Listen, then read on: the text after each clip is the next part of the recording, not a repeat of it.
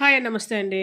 So, ఇది యాక్చువల్‌గా blouse ఏంటంటే జిమ్మిచ్చూ సారీస్ అంటున్నారు కదా! ఈ మధ్య వస్తున్నాయి. చాలా పలుచగా ఉంటది క్లాతు. చాలా షైనింగ్ ఉంటది. చాలా లుక్ ఉంటది. కానీ క్లాత్ మాత్రం చాలా అంటే చాలా పలుచగా ఉంటది. సో, దానికేంటంటే బ్లౌజ్‌కి కూడా ఫ్యూజింగ్ పేపరో లేదా ఫ్యూజింగ్ షీట్ అంటున్నారు కదా! ఫ్యూజింగ్ క్లాత్ ఏదో అంటున్నారు. సో, అది యాక్చువల్‌గా దానికి ఇచ్చాడనమాట. నార్మల్‌గా అయితే నేను ఎప్పుడు అది యూజ్ చేయలేదండి. కానీ ఈ బ్లౌజ్‌కి వాడు ఇచ్చాడనమాట. సో, దానికి నేను ఫ్రంట్ నెక్ షేప్ ఇచ్చాను. ఇలాగా ఈ షేప్ కుట్టుకుందామని. సో, మామూలుగా అయితే మనం షేప్ పెట్టినప్పుడు ఏం చేస్తామంటే మన క్యాన్వాస్ షీట్ ఉంటది కదా! అదే బకరం అంటాం కదా! దానికి లైనింగ్ జాయిన్ చేసేసి కుట్టేసి మళ్ళీ దీనికి పెట్టి కుట్టి మళ్ళీ లోపలికి తిప్పడం ఇవన్నీ చేస్తాం కదండీ. అలా ఏం లేకుండా ఆల్రెడీ దీనికి ఫ్యూజింగ్ పేపర్ లోపల ఇచ్చేసాడు కాబట్టి ఫ్యూజింగ్ క్లాత్ లాంటిది. సో, మనం అది చింపితే చిరిగిపోతుందండి. ఇలా అంటే చిరిగిపోతుందది. బట్ ఓన్లీ బ్లౌజ్ స్టిచ్ చేసే వరకు అది మనకి యూజ్ అవుద్ది.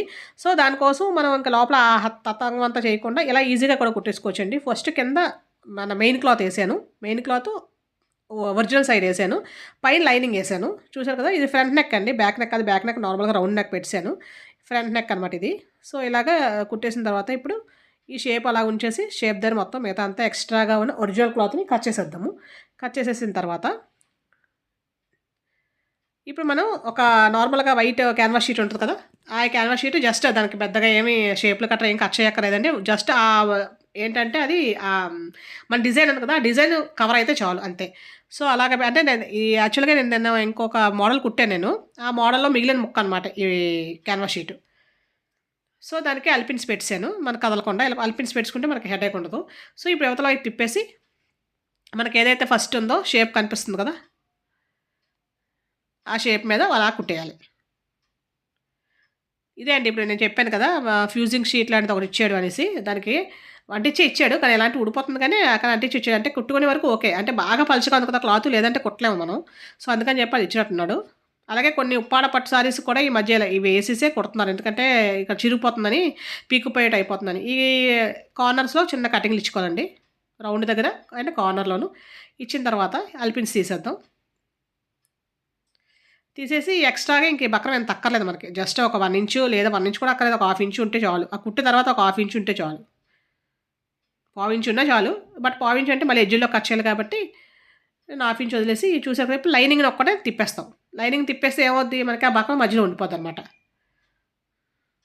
సో, ఇక ఏం షేప్ రాకపోతే పెన్ గాని, పెన్సిల్ గాని బాగా మరీ షార్ప్ ఆబ్జెక్ట్ అక్కర్లేదండి. నార్మల్‌గా అలా కొంచెం లోపలికి తోసినట్టు తోసేసి మళ్ళీ పైన సేమ్ టాప్ స్టిచ్ చేసేయడమే.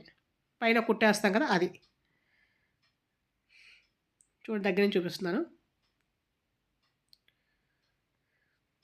అక్కడ షేప్ ఏమైనా మనకి కొంచెం ఇంకా బాగా రాలన్నట్టు అనిపిస్తే ఇలాగా లోపల తోస్తూ ఉంటే మనకు షేప్ కరెక్ట్‌గా వచ్చేస్తదనమాట.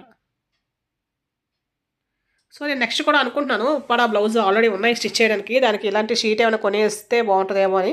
ఎందుకంటే ఉప్పాడ సారీస్ ఓకే గానీ, బ్లౌజ్ ఒకసారి 2, 3 సార్లు వాషింగ్ అయ్యేసరికి అదేంటో అసలు మామూలుగా ఆయిల్ చీరల దీనిలాగా అయిపోతున్నాయి. అందుకని చెప్పి నేను జాస్మిన్ పట్టుకు మళ్ళీ చేసుకుంటాను. సో, అన్నీ అయితే ఐడియాస్ ఉన్నాయి. చూద్దాము మరి మళ్ళీ స్కూల్ స్టార్ట్ అయిపోద్దేమో ఈలోపే. సో, మిగతా అంతా మనం నార్మల్‌గానే మనం బ్లౌజ్ ఎలా కుట్టుకుంటామో అలా కుట్టేసుకోవడమేనండి. చూసారు కదా! యాక్చువల్‌గా ఈ బ్లౌజ్‌తో ఉన్నన్ని తిప్పలు నాకు ఇన్ని అన్ని కాదండి. ఎందుకంటే దీనికి పూసల వర్క్ ఇచ్చాడు. కంప్లీట్ పూసలు. అది కుట్టడానికి కూడా సూది ఇరిగిపోతది. సో, మరి సూది ఇరగకుండా ఎలా కుట్టాలనేదైతే నేను అప్‌లోడ్ చేశానండి ఒకసారి చూడండి. అలాగే దీనికేంటంటే హ్యాండ్‌కి సైడ్ జాయింట్ కూడా సరిపోలేదు. మళ్ళీ జాయింట్ ఏస్తే ఆ పూసలు ఏదైతే ఉందో అదే ముక్కుంది. దాన్ని జాయింట్ చేయడానికి అవ్వదు. చేయలేము, ఉంచలేము. సో, దానికి కూడా అసలు మొత్తం సెటప్ అంతా ఎలా చేశాను అనేసి కూడా నేనైతే అప్‌లోడ్ చేశానండి. చూసారు కదండీ షేపు చక్కగా మనకి క్యాన్వాస్ షీట్ కూడా లోపలికెళ్ళిపోయింది. బయటకేం కనిపించట్లేదు. కానీ మనకు పర్ఫెక్ట్ షేప్ కూడా వచ్చింది. చూసారా అటువైపు ఇటువైపు చాలా అందంగా వచ్చింది. దీనివల్ల లుక్కే మారిపోద్దనమాట. నచ్చితే గనుక సబ్స్క్రైబ్ చేసుకొని, లైక్ చేయండి, షేర్ చేయండి. థాంక్ యూ అండి.